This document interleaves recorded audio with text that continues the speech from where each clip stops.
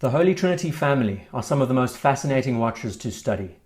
Many of the subjects discussed before have revolved around Patek Philippe and Audemars Piguet, and the reason why most of the topics center around the two, particularly the Nautilus and the Royal Oak, of course they are popular watches, but more than that, it is because the two watches were envisioned by the same person, at different stages in his life. There is a lot to learn from them both.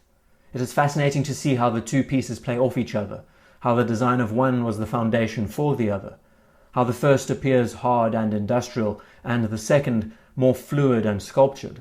Like many siblings, they are almost polar opposites, but are cut from the same cloth. During that time, however, when these two pieces arrived on the market and had become successful in their own rights, Vacheron Constantin wanted to create a similar watch, following the same enigmatic motifs of the Genta design movement, and from it, the Vacheron Constantin 222 was born, celebrating the company's 222nd birthday, designed by Georg Heisek, another well-known name in the industry. It is a highly attractive watch that underplayed many of the features that its competition adopted, and it very much is the precursor to what we would later see from the Vacheron sports line, so it is a very important watch to cover when looking at its developmental history. The segmented bracelet design is gorgeous, and something to focus on. The method of articulation from material like this is something we seldom see nowadays. Sure, it is very retro, but it is worth highlighting. And moving the attention to the bezel, here is an example that shows just how much can be done with a bezel to add emphasis to a watch. It has to be one of the most expressive bezels in the family of the Genta-inspired watches of the time, and really uses the material well. The design reminds me of the underside of a bottle cap. Bear in mind as well that this bezel will play a key role in the future generations of the pieces. And the hallmark. One of the key areas that fascinates me about this watch is the small gold Maltese cross placed at the right corner of the case. It is such a beautiful and elegant feature to the watch that even looks sophisticated today. The only other hallmark I would connect it with would be the small diamond added to the underside of platinum Patek Philippe cases nowadays. Why brands don't offer details like these anymore with their pieces baffles me, but this is a gorgeous approach.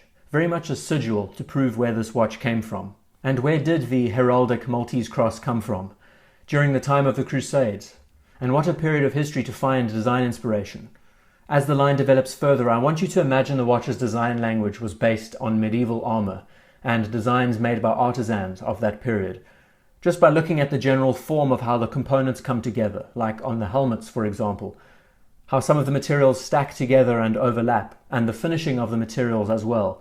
Keep all of that in mind as the discussion continues. We see the arrival of the first generation of the Overseas, and as you can tell, the pieces were quite a radical departure from the 222, but again, offered something different. The standout feature that has remained a part of the Overseas line was the introduction of the new bezel, and with it as a foundation, the case followed suit. I'll go so far to say that it is an interesting design, but as an overall package, it does seem dated in a few places, at least in comparison with the 222, or the more modern line of pieces. The congruence between the bezel and the crown guards is interesting, but the proportions of the case relative to the bracelet is peculiar. The foundation of the line is there though, and I hope you can start to see my thoughts on the watches following a different form of inspiration. They seem less retro than the typical designs of the 70s, and more like designs from a different era, a more classical time. The Maltese cross as a symbol becomes more and more prominent and integrated into the design of the pieces that drives home the concept more.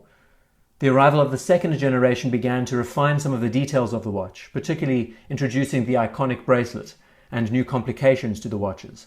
These pieces can be seen as the transitional references, where there was a lot more experimentation in general, just by looking at the numerals on the dials and the bracelet integration with the case. From this, many of the approaches were taken further into the future.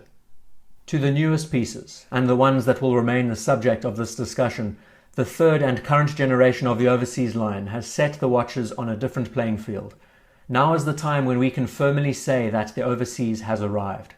All of the aspects of the previous generations that might have appeared strange or dated have been improved upon. Now we have something that is not only capable to compete, but one that has risen above its competition in more ways than we can count. I'll start by saying that these new pieces are extremely versatile, and that in part is due to their new system of being able to interchange bracelets and straps. It is groundbreaking, simple, and a huge bonus to have the opportunity of switching an integrated bracelet of a watch into something more sporty, or something more casual in a few seconds. That is the first element. The second is that the overall design of the watch, its visual stance, its presence, is understated. It is nowhere near as flashy as the watches it competes against, and that again makes it all the more versatile.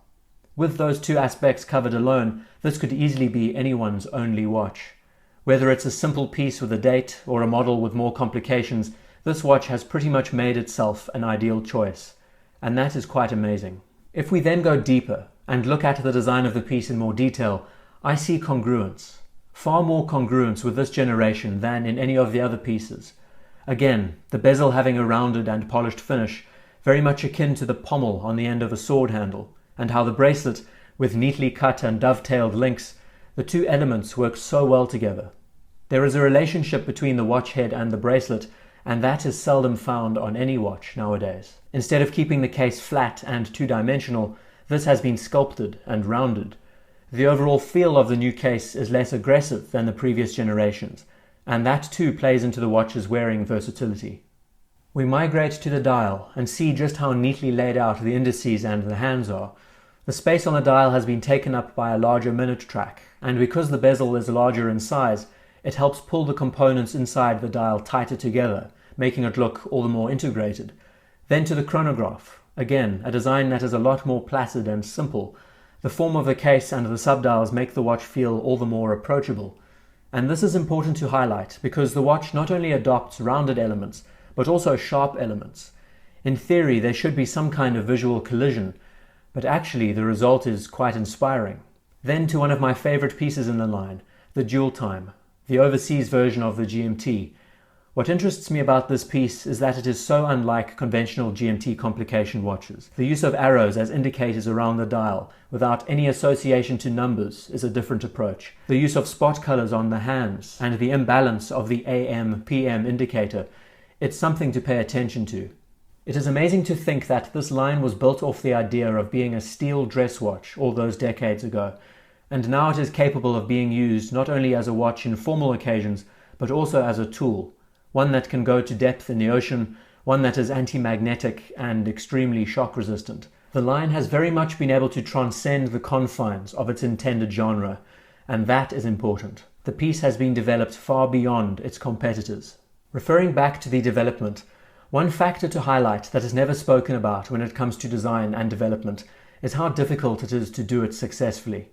We look at the likes of Patek and AP with the Nautilus and the Royal Oak. Yes, their sizes have changed, but their designs have barely changed in the slightest. By that I mean, the watches have adopted straps and different movement calibers, but have never lost the characteristics that made them iconic. Is that a good thing? Well, technically speaking, good design is long-lasting, and an iconic design doesn't need to change. But let's now approach it from a different angle. Let's say that your company doesn't have a glowing design, built off the shoulders of a legendary jewelry designer. Let's say that the watch was less successful, and a team of people had to come together decades later to create an entirely new series of watches that followed the same format, but had to be unique and original. Would you not see that as more of a success if that was pulled off well? I certainly would. The Vacheron Constantin Overseas has been able to segue itself into a position where it now competes directly with the likes of the Royal Oak and the Nautilus. At the same time, however, it is not held back because of constraints directly linked with 70s watch design. Instead, the design of the newer generation watch has evolved and has adapted for a more modern audience that now offers the consumer far more than what is necessary. A watch that now is extremely understated, that can alternate between steel, rubber and leather straps in an instant, that has complications ranging on every level. It could easily be someone's only watch, much like the other two, but with the added benefit of being the most versatile watch of the three. Would you see yourself swimming in the ocean with any of them? How about when you're working out at the gym? How about when you're hiking on the weekends? I have a good idea about which would grab my attention first. The Overseas line has never been complacent. You can view both sides of the story and argue either way about whether that is a good thing or a bad thing, but seeing just how well the watch has developed tells you that small improvements can make a big impact. And that is why you should pay attention to this family of watches. They have managed to finally break the mold and make a statement about where the nouveau retro revival could take the modern line of 70s inspired pieces in the future. That is saying something, and believe me, it will have a resounding effect in the watch world soon enough.